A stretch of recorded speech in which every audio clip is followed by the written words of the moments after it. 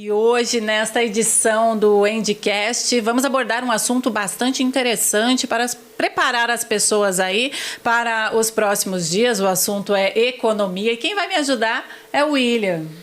Muito obrigado. Nós vamos hoje estar entrevistando, conversando, um bate-papo na realidade, né? Com uma pessoa muito querida e muito inteligente e especial nesse ramo, principalmente das finanças. Trabalha num banco e vai nos informar sobre como funciona, como é esse meio da finança. Quem vai bater esse papo gostoso aí de uma maneira bastante responsável aqui é o Igor.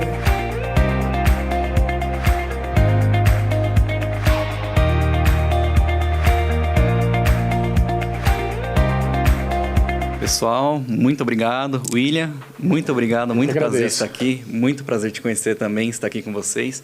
É um imenso prazer realmente estar aqui, tá? Vamos lá. Eu sou o Igor, 24 anos, realmente um pouco novo, né? Eu comecei no banco com meus 20 anos. Hoje eu tenho 3 certificações do mercado, CPA 10, CPA 20, CEA, inclusive. Às vezes até acima do que gerentes acima de mim ou meus superiores, tá? E sou uma pessoa comum, tá? Gosto muito de finanças, de economia, então vim para trazer um pouco para você de informação, né? O que é investimento, porque as pessoas às vezes caem em golpe, né? Que pirâmide financeira não existe, tá? Nessa questão de você ter rentabilidade, é tudo uma farsa. Então eu quero hoje trazer mais a questão de você poder se planejar financeiramente, você saber como tomar um crédito no banco, como criar um relacionamento, como ter um investimento, como não cair em golpes. Então é só coisa boa que a gente está trazendo para vocês hoje. E agradecendo, eu trouxe aqui um presente, acho que todo mundo já está vendo, né? Para vocês, tá? Opa, muito agradecido. Eu vi muito que tem obrigado. uma picanha lá fora que vocês já vão utilizar, viu? Para quem não sabe. Obrigado. Olha só, que lindo. Gente, realmente. Espero que goste, viu, William? Nossa, olha. Dá para usar? Não dá para usar, gente. Isso aqui a gente vai ter que deixar ali de enfeite. É verdade. Essa aqui é a realidade, dá até dó. A garra do Wolverine, ó. Olha lá. Muito legal. E também tem aqui, ó, tem uma cartinha também. Esse aí é para abrir a garrafa. Ah, a garrafa, que Isso. bacana. Legal, né? Muito legal. Espero muito que goste, obrigado, imagina. claro. Já amamos. Oh. E vai ser utilizada muito. E olha só, Perfeito. gente, uma palavra que me chamou muita atenção é relacionamento, ter relacionamento. Por quê? Porque na era que vivemos muita questão também dos bancos digitais. Bancos, digamos assim, que para falar com uma pessoa tete a tete, impossível. Esta que é a realidade. Afinal de contas, o próprio nome já diz, banco digital. Então, me fala um pouquinho sobre esse diferencial e por que vale a pena você ter um relacionamento com um banco físico, com um gerente. Então, aqui eu vou trazer o que é um banco, como que funciona um banco, tá? O banco, como que ele vai funcionar? Ele pega 2 agentes. Então, a gente tem um agente superavitário, que no caso é quem tem dinheiro sobrando e vai depositar no banco, e o deficitário, quem vai tomar. O banco ele funciona dessa forma. Então, alguém está investindo no banco, deixando seu dinheiro lá, 1 milhão, 500 mil, 2 milhões, e alguém vai estar tomando esse dinheiro para pegar talvez um empréstimo pessoal, algum consignado, algum financiamento, enfim. Então, alguém pega esse dinheiro. Qual que é a diferença de um banco físico para um banco digital? O banco físico, ele tem algumas exigências que ele tem que cumprir perante o governo. Então, seja ele a CMN, pode ser o Bacen, tá? Então, vamos supor, às vezes o banco ele tem que deixar um depósito compulsório, ele não pode emprestar todo o dinheiro que ele pegou, vamos supor, do William, que é um agente superavitário, não pode emprestar todo o dinheiro, ele tem que deixar um dinheiro resguardado ali como depósito compulsório, lá no Banco Central. No caso também, esse banco físico, geralmente, ele acaba pagando o FGC. O FGC é o quê? É um fundo garantidor de crédito. Então, é um seguro que o banco paga. Se de repente acontece alguma coisa ali, vamos supor, ele tem uns CDBs dos clientes que estão investidos ali, vamos supor o William, né? E se acontece alguma coisa com ele, ele tem que devolver. Então, ele já paga um seguro. O seguro é super importante, não só para banco, mas para todas as pessoas. Ninguém vai sair com um carro aqui de 200 mil sem seguro. A não ser que a pessoa tenha muito dinheiro, né? Uma empresa grande, por exemplo. O banco é a mesma coisa, ele vai pagar um seguro. Agora, tem muito banco digital que nem banco é considerado.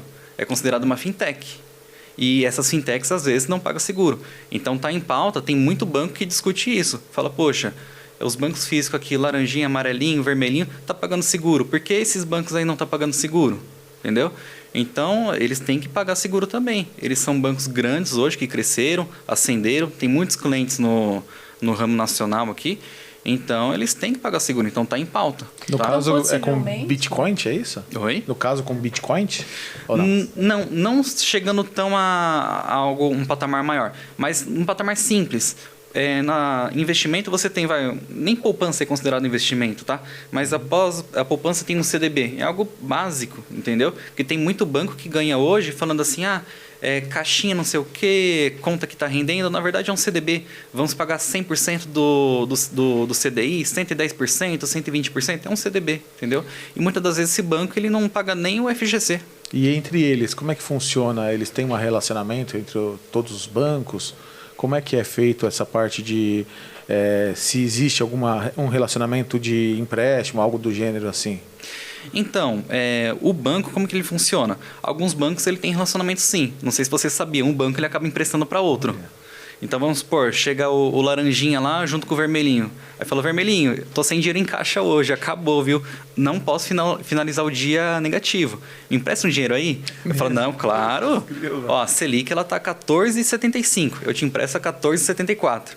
Aí esse daí vai ser o CDI. Tem a Selic e o CDI. Aí o CDB rende 100% do CDI. CDI é a negociação entre os bancos. Então, um banco ele não pode fechar o caixa no negativo, um banco empresta para o outro. Então, eles têm esse relacionamento. Olha só, gente, e você pensando que só você pega dinheiro emprestado, até banco pega, mas vamos lá. Essa pessoa pode estar nos assistindo e pensando, poxa, mas ele está falando aí de 200 mil, está falando de valores altíssimos. Eu estou começando a minha vida agora, eu quero crescer, eu quero desenvolver. Vamos falar aí de um jovem que acabou de sair da faculdade. Ele consegue esse progresso financeiro assim, de que forma? Então, eu não vou falar nem em questão de progresso financeiro, mas vamos pensar no João. Formou agora, está com 20 anos, 22 anos, e vamos pensar no João daqui a 30, 35 anos. João, você com seus 22 anos, você acha que realmente você vai se aposentar? Nunca, né? Jamais. Não sabemos. Então, assim, a gente já teve uma reforma da Previdência aí com o Temer, mudou muita coisa, muita gente que estava prestes a se aposentar, não se aposentou, está contribuindo ainda. E o Temer já disse, naquela época lá, ele falou, olha, provavelmente vai ter uma outra reforma de Previdência. Hoje a nossa Previdência é um conceito muito difícil. Vamos supor, William, quantos irmãos você tem? Eu sou filho único. Filho único, entendeu? Seu pai tinha quantos irmãos? 5. 5 irmãos. Com ele, 5. Com tinha ele? 4, Certo. Então, vamos supor, e a sua geração não é geralmente dessa parte. O meu pai, por exemplo, ele tinha... com ele era 7 irmãos. Então, assim, vamos supor, antigamente o pessoal tinha mais filhos para manter os mais idosos, que eram os pais, os avós, né? Hoje está invertendo essa pirâmide. Meu pai está com 2 filhos. A geração do meu pai era 7 irmãos. A minha mãe era em 6 irmãos, entendeu? Então, esses 2 aí, teve 2 filhos só. Os outros irmãos do meu pai, às vezes teve um filho, às vezes até nem teve, entendeu? Então, assim, a pirâmide, ela está se invertendo. O nosso INSS hoje, como que ele funciona? Você não guarda dinheiro para você estar aplicando e quando você for se aposentar, você retirar esse valor lá na frente em forma de permuta, em forma de parcelas, com a rentabilidade que causou durante todo esse tempo. Não é assim. O INSS hoje, como que funciona? Grande parte da população contribui para outra parte usufruir. Ela vamos supor, termo à vista. Coloca, tira, coloca, tira. Então, assim, hoje a pirâmide está se invertendo, tá? A gente está tendo mais aposentados do que pessoas a contribuir. E fora que tem muita gente que está trabalhando por conta. Então, tem gente que não tem preocupação em recolher INSS. Então, a gente não sabe o que vai acontecer daqui para frente, a questão da aposentadoria. Então, assim, não é nem como começar o seu investimento, como que começar a ganhar dinheiro, mas você só de se preocupar com o amanhã, tá? Então, é importante você tentar, pelo menos, fazer uma previdência privada ou investir alguns meios para você ter uma rentabilidade durante esse tempo, para quando você for se aposentar, você não sabe o que vai acontecer, com quanto você vai aposentar, mas você ter um dinheiro que foi formado por você, com seus investimentos, para você garantir seu futuro. E qual que é o melhor investimento hoje em dia, no momento, na atualidade, para você fazer um investimento e ter um progresso tão rápido? Então, William, a gente não fala assim melhor investimento. Qual o melhor investimento? Depende. tem o melhor investimento para você. Geralmente, quando você vai falar com algum agente autônomo ou com o próprio banco na questão de investimento, com algum especialista, ele vai traçar o seu perfil. Então, ele fala, para quanto tempo você precisa do valor, para quando você vai utilizar, qual investimento você conhece, você suporta risco, se o seu investimento oscilasse, amanhã você perdesse, o que você faria? Você tiraria ou entenderia o que está acontecendo, tá? Então, depende. Tem um melhor investimento para você. Mas hoje, com a nossa Selic em alta, CDBs são ótimos investimentos, temos fundos. O rendimento está muito alto hoje, né? Hoje você consegue 1%, 1,10%, 1,20%, tá? Só não me aplique em poupança, pelo amor de Deus, tá? A poupança, qual que é o problema dela? A poupança, ela rende 70% do CDI, da Selic, basicamente, ali, né? Só que ela tem uma trava. Quando a Selic passa de determinado valor, ela não acompanha mais esse 70%. Hoje ela está em 50%, tá? Então, o CDB hoje está rendendo o dobro da poupança. Poupança, para mim, nem é investimentos. Poupança está perdendo praticamente para a inflação. Você colocou na poupança, você está perdendo dinheiro. É que o pessoal acredita que ele coloca na poupança com receio que ali ninguém vai mexer naquele dinheiro. Mas eu lembro na época do Collor que sumiu a poupança, né? Então não é bem assim, né? É que o pessoal pensa numa garantia, que você pode tirar de última hora e você pode resgatar o dinheiro, ele só vai perder daquele mês os juros. Talvez no outro você possa perder tudo que você resgatou, ou também tem dificuldade na hora de resgatar, que tem um prazo certo, não é isso? Ou não? Então, na realidade, o pessoal realmente teve esse receio, né? Mas já aconteceu com a poupança outra vez. Mas agora não vai acontecer mais, tá? Então, assim, é importante você saber até em qual banco você está aplicando, igual a gente comentou de bancos digitais. Uhum. Então, é importante você saber qual banco você está aplicando, se é um banco físico, se ele faz um depósito compulsório, igual eu te expliquei. Ele não vai pegar todo o seu investimento e emprestar. Uma parte do seu investimento ele tem que deixar com o Banco Central. Então, tem que saber se esse banco faz isso, se esse banco paga um seguro, que é o FGC. A poupança está segurada pela FGC também, assim como o CDB. Não teve um caso agora da Nubank? Ou não pode falar, não sei se pode falar o nome, não, vamos da Roxinha, né? Não teve o caso da Roxinha que saiu pelo menos do Brasil, ou não? Olha, William, não estou lembrado desse caso. Teve um caso recente que é do Banco Master. Ah, é? É. Não sei se você chegou a ver que até o governo acabou intervindo. Aí tem um BRB que está pensando em comprar o Master. Basicamente, o dele foi isso daí. É um banco praticamente digital, né? E aí ele tinha CDBs que estava com rendimento de 140%, bem acima dos outros bancos. O investimento, como que ele vai funcionar? Quanto maior risco, maior o retorno. Em vez da pessoa aplicar no banco físico ali, que ganha 100%, 110%, ela preferiu aplicar um outro banco, que às vezes não tem tanto nome, para ganhar 140%, 30% a mais, e ainda te dá uma dor de cabeça. Porque o banco, basicamente, ele quebrou, não que ele quebrou, né? Mas teve algumas fraudes contábeis, ele maquiou o balanço dele, tá? Ele estava em dívida e foi maquiando o balanço. E foi pagando 140% de CDI sem ter capacidade. Aí agora ele está dependendo de outros bancos de fazer a aquisição dele para poder pagar. Está dependendo do FGC para poder dar um dinheiro para ele poder pagar os clientes. Então, uma complicação. Tá? E lembrando que muitas vezes assim, o banco digital ele cobra menos juros porque ele não paga o seguro. Também. Assim, o banco ele tem uma cartela de serviços, tá? Então, assim, o banco físico, você tem uma agência para manter, você tem os gerentes para manter, que são mais pessoas. Às vezes você tem ar-condicionado ali, né, na agência. Você tem mais serviços. E fora a carteira dele, ele faz financiamento imobiliário, financiamento de veículos, tá? Agora tem banco digital que não faz. Ele simplesmente te dá um cartão de crédito, talvez um empréstimo pessoal, que é uma taxa de juros alta e aplicação.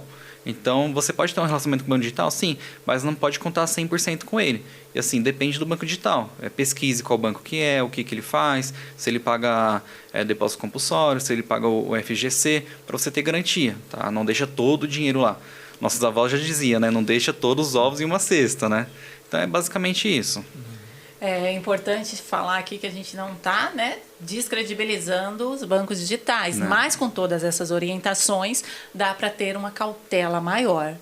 Vamos sair lá do João, de 20 anos, como é que ele pode progredir na vida, financeiramente falando, e vamos lá para o seu Antônio, de 64, com o nome sujo, e ele quer sair desta.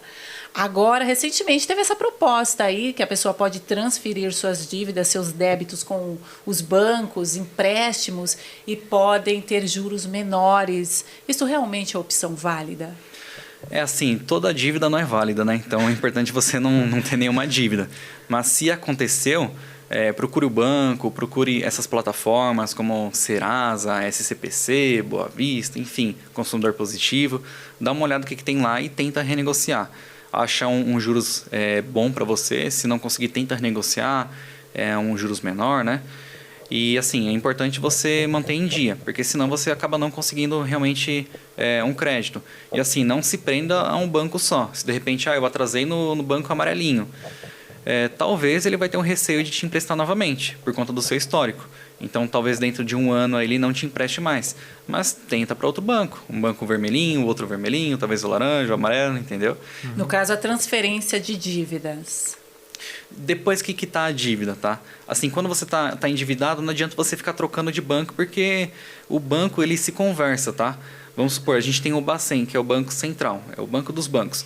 Então, cada banco, ele manda um relatório pro Bacen, falando assim, o William aqui, ele tem cartão de crédito, está em dia, para 12 meses ele tem essa quantidade de fatura, só que o risco vencido dele é esse. Então, ele passa de todos os clientes. Pode ser cartão de crédito, financiamento, ele vai mandar todo um relatório para o Bacen. Então, o outro banco lá, que vamos supor que é o amarelinho, o William está no vermelho, ele vai conseguir ver o que o William tem. Não detalhadamente, de forma detalhada, mas ele consegue ver uma forma resumida, para ele se basear. Então, o banco ele consegue te ver. Agora, sim, se você tiver com dívida em um banco, ele vai mandar para o Banco Central. E na hora que você chegar em um outro banco, ele falou, poxa, mas você está com apontamento lá e você está querendo um crédito aqui? Infelizmente, não vou conseguir. Limpa lá primeiro. Tá? Aí você tem as plataformas para renegociar. Serasa, SCPC, o Boa Vista, né? Consumidor Positivo, ou até o próprio banco. Então, é interessante deixar claro que a pessoa tem que resolver o problema dela ali onde ela acabou tendo, por algum motivo, né, da vida, este problema. Não pense que correndo atrás do outro gerente, ele não vai saber do seu problema, que ele sabe. Mas tudo é resolvível, tudo é negociável. E outra, o banco ele quer negociar, ele não quer que você fique em atraso. Por quê? Eu te falei, né, do seguro que ele paga do FGC, né, o depósito compulsório. Tem uma outra ferramenta que é o PDD, que é uma provisão. Então, o banco ele tem que fazer uma provisão de acordo com a sua dívida. Então, tem uma régua que chama que, de acordo com os dias que você está em atraso, o banco ele tem que fazer uma reserva desse valor, tem que ficar parado, que ele não pode emprestar para ninguém. Então, dinheiro parado é dinheiro jogado no lixo, praticamente, né? O dinheiro ele tem que estar sempre movimentando. Então, vamos supor, o William atrasa aqui 100 mil comigo, está em atraso. Aí, chega durante 15 a 90 dias... está em atraso ali, eu tenho que fazer uma certa provisão em percentual, né, desse valor do William, que ele está em atraso comigo, eu tenho que deixar guardado aqui, não posso emprestar para ninguém. Então, já estou tomando um prejuízo do William e estou tomando um segundo prejuízo, basicamente, porque eu tenho que fazer uma reserva que eu não posso emprestar para ninguém. Aí, vamos supor, passa 100 dias, passa 200 dias, passa 300 dias, passa mais de um ano. Essa régua vai subindo. Chega uma hora que ela bate 100%. Então, eu já estou com uma perda de 100 mil do William, uma outra perda de 100 mil da minha parte, que eu tenho que deixar depositada, fazendo um PDD, né? Uma provisão. Então, eu perco de dois valores. Então, o banco ele quer negociar com você. Às vezes, ele chega, William, poxa, já passou mais de um ano, passou 2 anos, você está me devendo 100 mil, vamos fazer por 70, por 50, por 40, entendeu? O banco ele quer negociar para ele tirar essa provisão. Agora, eu tenho certeza que tem muita gente que está acompanhando que está no seguinte pensamento: vou esperar 5 anos. Depois de 5 anos, o banco já nem, entre aspas, lembra que eu devo e minha vida volta ali do zero. Realmente é verdade? Até porque eu já escutei algumas histórias de pessoas que deviam 6, 7, 10 mil e chegou um boleto de R$200, sua dívida fica quitada. É real? É real. Assim, passa 5 anos, ele vai caducar, mas a dívida ela não extinguiu. Ela existe ainda, tá? Só que o banco é a mesma coisa, dessa parte da régua. Já passou tanto tempo que o banco falou, qualquer coisa que vier é lucro, praticamente. Então, realmente, às vezes a pessoa pode quitar por um valor irrelevante, né? Mas a questão é assim, ela continua com essa restrição aí. Talvez não apareça no CPF dela, mas ainda existe, tá? Então, de repente, quando a pessoa ela vai financiar, vamos supor, um imóvel, para você financiar um imóvel é totalmente cauteloso. O banco ele vai puxar tudo. Então, assim, vamos supor, vai financiar um imóvel no William, ele é casado, só que ele colocou só o nome dele, o banco vai puxar o CPF da esposa. Se a esposa tiver restrição, o banco não vai liberar. Então, se tiver qualquer tipo de restrição ali, o banco ele pode recusar. Pode ser uma restrição de até 5 anos atrás, 6 anos atrás. Então, é sempre importante você limpar tudo. Tá? Realmente, ele caduca, vai ficar baixa a dívida, mas a restrição ainda pode existir, pode acontecer de aparecer. Então, é sempre bom tirar. Perfeito. Estamos falando sim desse tema sério, de um tema muito atual. Tem muita gente querendo resolver sua vida financeira, suas questões, tem muita gente preocupada. Afinal de contas, a gente sabe que o povo brasileiro é um povo honesto. Demais. Agora vamos falar do Igor. O Igor, esse jovem aí, assim, sério até o ponto, né, de forma, né, do trabalho, afinal de contas tem que estar envolvido com isso. Mas na sua vida pessoal, você já estou sabendo que você toca, enfim. Conta um pouco da sua história. Da minha história. Como tudo isso começou, voltando até da época quando você era criança, dos seus pais. É assim, William, para mim, família é a base de tudo, tá? Então, família é o que vai te ensinar, é o que você vai ser. Assim, eu devo muito aos meus pais. A minha mãe, com seus 25 anos, ela acabou se juntando com meu pai, né? E minha mãe teve uma história muito difícil. O pai dela não foi um bom homem, sabe? Então, assim, teve muita violência, sabe? Acabou abandonando a família. A minha avó acabou morrendo, ainda cedo, né? Não cheguei a conhecer ela. Então, sobrou a família para minha mãe cuidar. Então, minha mãe, quando ela se viu ali aos seus 18 anos, ela estava com seus irmãos ali, com 5 irmãos para cuidar. Então, você imagina, uma jovem com 18 anos, aí ela... Na verdade, ela estava com 17, mais ou menos. E aí ela teve os seus irmãos para cuidar. E ela até me contou um tempo atrás que foi um juiz que ajudou ela, que acabou emancipando ela, que ela não podia ter nem a guarda dos irmãos. Ela falou, cadê seu pai? Eu não sei, ele sumiu. Daí falou assim, eu vou te emancipar e você cuida dos seus irmãos. Então, assim, foi uma história de vida que eu vou carregar por toda a minha vida, né? Fica no meu coração. E com orgulho, né? E com orgulho, né? Então, assim, foi uma pessoa que ela poderia ter chutado o balde e falado, não, isso aí é problema do meu pai, meus irmãos que se lasquem, né? Eu vou viver minha vida, vou ser feliz, como muita gente hoje faz. Então, ela não, ela cuidou dos irmãos dela. Aí ela conheceu meu pai com uns 25 anos, né? Muito tempo depois. Meu pai conheceu ela e falou assim, olha, você tem seus irmãos, mas eu vou considerar como se fossem meus filhos, né? Então, minha mãe era uma mãe solteira, basicamente. Ela explicou, olha, não tem coisa que eu não vou conseguir fazer, eu tenho que estar na casa, cuidando deles, tem reunião e tal. Então, acha outra pessoa. Ele falou, não, eu quero ficar com você, entendeu? Então, assim, eu me espelho muito na minha mãe, na história de vida dela poder ajudar a família, dela estar com a família, sempre ajudou. E do meu pai, sabe? Por ser honesto, né? Saber o que ele quer. E, vamos dizer assim, ele poderia seguir outra vida, né? Mas ele optou em estar com ela, porque realmente ele amava, né? Ama, e optou em ajudar ela. Não era problema dele, mas ele foi junto com ela. Então, isso para mim é uma base familiar muito forte. E aí depois eu nasci, fui criado com meus tios, minha casa era sempre cheia de gente. Então, sempre gosto dessa parte muito de família, de estar com pessoas, gosto de conversar. Então, basicamente, isso daí foi incrível para mim. E aí a gente foi crescendo, meus tios foram cuidando de mim, alguns foi morar sozinho, outros casaram, outros teve filhos, foi indo, e a gente foi ficando sozinho. Depois, teve na crise de 2008, mais ou menos, meu pai, ele trabalhava com transporte, ele tinha caminhão, ele acabou perdendo caminhão, acabou perdendo tanta coisa, ele passou o caminhão para frente, a pessoa pegou esse caminhão, não queria transferir, tomou muita multa, ele perdeu a CNH dele, que era o pão diário dele. Ele foi tentar fazer outra coisa. Aí chegou um momento que a gente começou a passar fome. Tem uma vez que eu me lembro que meu irmão estava no quintal de casa, né? E passou uma moça com pão na rua. E aí meu irmão viu o pão e pediu o pão para essa moça. A moça deu, aí não tinha nada em casa. Realmente na geladeira não tinha nada. Aí minha mãe pegou e conversou com a mulher. Falou, olha, o meu mais velho está para chegar da escola. Me desculpa a cara de pau, mas a gente está precisando. Você consegue me dar mais um pão, por favor? A mulher, não, claro. E aí foi indo. Aí, de repente, teve até uma igreja que foi ajudar a gente, levou uma cesta básica. Depois disso, a gente começou a ir para a igreja e a nossa vida foi melhorando. Deus foi abrindo as portas, tá? Então, foi histórias de vida que eu carrego. A gente não tinha nada naquele momento, mas tudo que a gente tinha era a família. Então, a gente não se soltou, foi indo juntos, tá? E hoje, graças a Deus, estamos bem, muito bem, graças a Deus. Mas fica a história de vida, né? Então foi maravilhoso, assim, a gente não escolhe para onde a gente vai, qual a família que a gente nasce, né? A gente consegue fazer escolhas diárias sobre a nossa família, continuar ou não, você ser devoto, ajudar a família, tá? Então foi maravilhoso.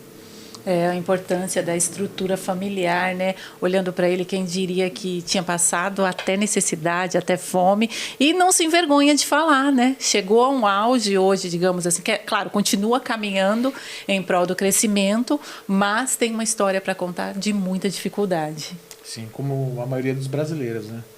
Que passam por tudo isso, tem toda uma história, tem gente que foi humilhada, tem gente que passou necessidades, mas está aí vencendo um sucesso.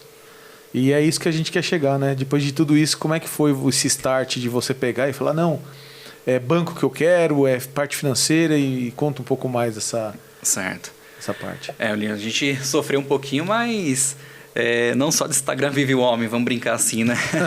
Tem muita gente que olha no Instagram, nossa, tá com carrão, tá com não sei o quê, mas você não sabe o que tá passando por trás. Não dá pra gente ficar desiludido. Mas enfim, durante a minha infância, minha adolescência ali, eu tinha alguns tios meus, parentes que trabalhavam em banco, e assim, andava de carro novo, tinha casa própria, sempre esteve bem, né? E falava, Igor, você quer tentar entrar no banco? Tal, entra como aprendiz. Eu falava, mas o que eu faço? Daí ela foi me orientando, né? Aí fui pesquisando, então eu tive uma pessoa ali que foi um espelho para mim, sabe? Refletindo o que eu tinha que fazer, o que eu tinha que estudar. Então foi daí que surgiu a vontade, tá? E aí foi indo, fui trabalhando em outras coisas por enquanto e estudando. Cheguei a trabalhar em restaurante, fui garçom, entregava marmita inclusive no banco, passava lá no banco, levava lá, né? Eu olhava pro pessoal, conversava, como que eu faço para entrar aí e tal.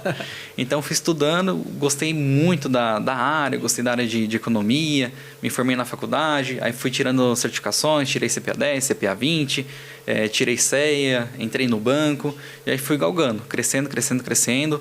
Hoje eu trabalho na área de empresas, faço gerência de empresas, tá? Então foi basicamente isso daí, eu tive um espelho. E como é que, se eu tiver uma empresa, como é que eu faço para chegar até você? Pelo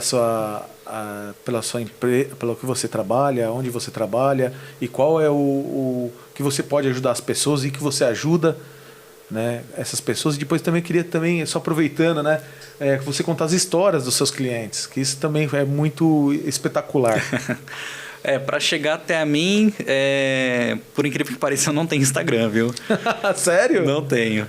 Mas é de propósito, mas eu não quero ter. De propósito. Eu tinha Instagram, só que a gente acabava perdendo muito tempo ali. Eu estava estudando, me dedicando. Eu falei, poxa, eu vou excluir isso daqui por um tempo, depois eu volto, né? Aqui no nosso podcast tem um Marquinho, né? Ele não tinha Instagram, eu pedi, não, ontem tem que sair Instagram. Porque tem tanta foto legal, falando da parte do pânico que ele trabalhou, então coisa que o pessoal quer saber e, poxa, agora está começando a entrar nessa modernidade. Acho que eu vou ter que montar um também, viu? Pelo jeito. Instagram virou uma espécie de documento pessoal das pessoas. Mas, infelizmente, muita gente usa de forma indevida. Mas a gente sabe que aqui a gente está de frente com uma pessoa que com certeza age com muita responsabilidade, né? A ponto de renunciar para continuar estudando, focando ali, mas vale ter viu? Porque muita gente agora, tenho certeza, quer chegar até você. Vou montar, William. Vocês deixem escrito lá depois. Mas, então, basicamente é isso daí. E história de clientes. Eu tenho muitas histórias, viu? Que ajudei muita gente. Mas teve uma história que foi arriscada, mas eu consegui ajudar a pessoa. Assim que eu assumi uma carteira, chegou um cliente a mim e falou, poxa, Igor, eu só tenho esse banco, não tenho crédito em lugar nenhum. E daqui a 3, 4 meses eu estou precisando de determinado valor, porque eu estou comprando uma mercadoria lá da China, e foi bem na época que explodiu aquela venda de carro elétrico, né? Então ele falou, poxa, o container dobrou de valor. Eles alugaram, pegaram praticamente todos os containers, então está muito caro para a gente fazer a importação. E ele acabou fazendo, importou. Aí quando chegasse aqui no Brasil, geralmente como que funciona, que ele me explicou. O valor da mercadoria que está lá na China, você paga 50% para começar a fabricar. Depois que, antes de entrar em container, você paga os outros 50%. Aí você paga o container também. Quando chega aqui no Brasil, o preço que você pagou lá basicamente dobra. Então você comprou 100 mil mercadorias, você vai pagar mais 100 mil só de imposto. Foi o que ele me passou. Ele falou, vou precisar de tanto valor. Eu falei, nossa, é bem arriscado. E realmente ele não tinha nada. Aí eu peguei e falei, deixa eu te fazer uma visita, vamos dar uma olhada na sua empresa. Aí cheguei lá, era um galpão, ele fazia basicamente e-commerce, né? Era um galpão enorme. Eu falei, nossa, tem uma estrutura boa, né? Mas tá sem crédito. Ele falou, pois é. Aí conversei com ele. E aí, qual que foi o plano, né? Ele me falou, olha, eu tô tentando vender uma propriedade, que é um terreno, só que eu não acho ninguém para comprar. Naquela época não tinha ninguém com dinheiro praticamente, né? E as propostas que ele recebia eram muito abaixo, era 50%, 60% abaixo. E aí ele falou, olha, eu tô vendendo esse terreno, só que eu não sei se eu vou conseguir vender até lá e eu tô sem dinheiro para pagar esse imposto aí, eu preciso rodar a empresa. Eu falei, não, vamos dar uma olhada.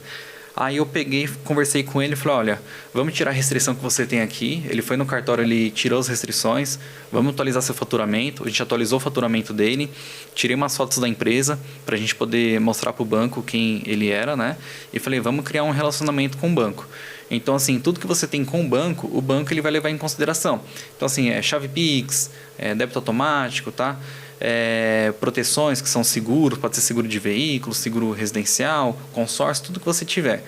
Naquele momento ali, eu falei, olha, eu acho que o mais ideal para você seria na questão do consórcio. Por quê? Esse imóvel não estava nem no nome dele, estava no nome do tio dele. E a empresa é uma empresa familiar. Eu falei, vamos fazer um consórcio de imóvel, né? E aí, chegando próximo, se não te liberar nada de crédito, que eu acredito que vai liberar, mas se não liberar, você tem um consórcio. A gente contempla esse consórcio, você aliena nesse terreno, esse terreno não vai sair da família, vai continuar com vocês, o crédito vai cair para o seu tio injeta na empresa e vocês fazem a compra o pagamento desse imposto, né? Então foi uma estratégia ali, algo de emergência se nada der certo. Então eu tentei abrir a história para dois lados. Vamos nos provisionar, né? E aí a gente fez o consórcio. Não, legal. Gostei da ideia. Ele acabou fazendo. Aí foi indo, ele movimentando a conta. No mês que chegou a mercadoria, liberou o crédito para ele. Aí ele conseguiu o crédito, nem precisou contemplar o consórcio, está com o consórcio até hoje. Ele conseguiu o crédito, pagou o imposto, trabalhou com a mercadoria. E o melhor foi um crédito que é do governo, que é o crédito do Pronamp, né? Ele conseguiu uma carência de 9 meses. Eu falei, até passar 9 meses já vendi tudo que eu comprei aqui. Eu já estou comprando outra mercadoria da China. Olha. Então foi um crédito que ele se aproveitou. Dentro de 6 meses ele conseguiu dobrar o capital que ele comprou. Já estava comprando da China novamente, aproveitou a carência e está lá até hoje, feliz da vida. Então, assim, é algo que você tem que estudar, quebrar a cabeça. É você entender... É aquele bordão daquela empresa. Não sei se pode falar a empresa JSL, né? É entender para atender, né? É basicamente isso. E para você é satisfatório, né? Poder ajudar uma pessoa desta forma. Não. Você poder ajudar as pessoas é satisfatório. Basta você fazer o bem para você ter o bem, né? E assim, inclusive depois ele me falou, Igor, entra lá no meu site, escolhe o que você quiser. Aí ele me deu presente lá, me levou, me agradeceu demais. Fazer o bem sem olhar a quem e de repente você também recebe o bem. E sabe o que me chamou a atenção? É que muita gente fala, o banco só quer vender. Mas agora, pelo que você expôs, o banco oferece para as pessoas determinados produtos para que ela tenha um retorno quando ela necessitar de uma emergência como esta. No caso, foi o consórcio. Né? Sim. Realmente, o banco ele tem metas por trás. Tem pessoas que vai querer fazer de qualquer jeito. O quanto antes acabar, melhor, né? Então, ela acaba fazendo de qualquer jeito. Mas eu não gosto. Eu gosto de entender o cliente, você criar relacionamento. Não adianta nada você, de repente, faz um consórcio para a pessoa depois você não dá uma assistência, não explica o porquê, a pessoa vai lá, encerra a conta, você nunca mais tem a pessoa. E isso passa de boca a boca. Fala, às vezes ele é amigo de uma outra pessoa que está na sua carteira, já encerra a conta. Então, assim, eu tenho muito cliente que eu acabei ajudando, a pessoa gostou, e depois chega uma mensagem de repente lá no WhatsApp, fala, fulano de tal passou seu contato para eu ver uma conta jurídica com você e tal. Então, assim, acaba sendo legal, porque você vai plantando sementinhas e as outras pessoas, por si só, vai fazendo uma propaganda de você boa, entendeu? A pessoa pode fazer uma propaganda de você boa, mas também pode fazer uma ruim. Basta o que você escolher. Exatamente, eu confesso que hoje eu aprendi, porque tinha muitas questões realmente que eu nem te perguntei, mas na sua conversa, falar como que você trata os seus clientes, você acabou me elucidando coisas que possivelmente eu nem perguntaria aqui. É verdade. Tudo flui de uma boa conversa, né? E fora esse cliente, teve alguma outra cliente que também teve um caso mais especial igual a esse? William, deixa eu lembrar que tinha um cliente que... É a mesma coisa, ele precisava de um crédito lá E aí eu falei assim, poxa, pior que para você não tem nada aqui. A gente tem um financiamento de carro aqui. Ele falou, mas eu não tenho carro, não tenho nada, tal. Aí a gente conversando, ela falou, tem um carro tal que tá no nome de fulano de tal, que é amigo meu, tá junto comigo. Eu falei, então a gente financia o carro dele. A gente pegou o carro dele, financiou, ele pegou o crédito lá, ficou feliz da vida também, conseguiu investir na empresa. São várias histórias, mas falando assim de repente é bem difícil de lembrar. Mas teve muito cliente. Teve cliente que estava em atraso, eu consegui renegociar a dívida dele, passou 8 meses, depois ele conseguiu o crédito. Então, assim, são várias histórias, né? Você é coach também? Você tem algum curso de coach para ensinar para as pessoas te procurarem, para você poder tirar, às vezes, a pessoa desse problema financeiro, ou até não entendem, né? Não tem esse conhecimento. O coaching eu sou só nas horas do banco, né? Basicamente. Mas nunca pensei, viu, William? Mas assim, se aparecer um desafio, eu aceito, né? Um desafio é bem-vindo. Sempre. Eu gosto de um desafio, adoro um desafio, viu? Que bom. Eu acho que era importante montar uma palestra sua, né? Hoje está bastante na moda aí com o Pablo Marçal, né? Quem sabe eu seja um Pablo aí da vida, então, né? Pode começar como, né? Tá iniciando. Então, assim, vende-se muito esse curso, né? Para aprender um pouco mais, saber entender esse mercado, que para muitos é muito difícil, para outros é muito fácil, né? E assim é na construção civil, é assim em outros ramos, né? Em todas as áreas, né? Todas as áreas. Todas as áreas. Então encerramos por aqui esta edição do Endcast, agradecendo você por ter aceitado este convite e agradecemos a todos que estiveram conosco até o final. Até a próxima! Muito obrigado, Igor. Venha sempre. Gente, muito obrigado, prazer imenso estar aqui. Obrigado por abrir as portas para mim, tá? Contar a história, dar um início aí na parte de banco, de investimentos. E vamos voltar assim, voltar com uma pauta de investimento, tentar focar um pouco mais fundo, né? Vai ser um prazer imenso estar aqui novamente. Muito obrigado.